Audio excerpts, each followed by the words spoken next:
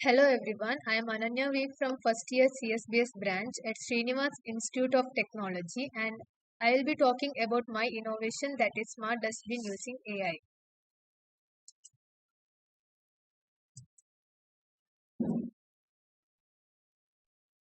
A smart dustbin, also known as intelligent or automated trash, is a waste disposal device equipped with technology to enhance its functionality and efficiency.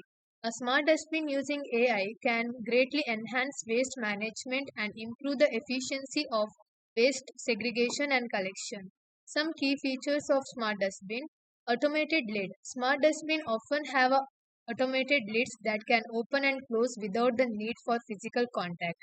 This feature is especially useful to maintain hygiene and reduce the spread of germs. Sensor based operations. Many smart dustbins are equipped with sensors such as infrared sensors or motion detectors that can detect when a user approaches the bin. These sensors trigger the lid to open automatically, make disposal convenient and touch free. Waste separation. Smart dustbins can segregate waste into different compartments or bins. For example, they can separate recyclables from non recyclables or biodegradable waste from non biodegradable waste.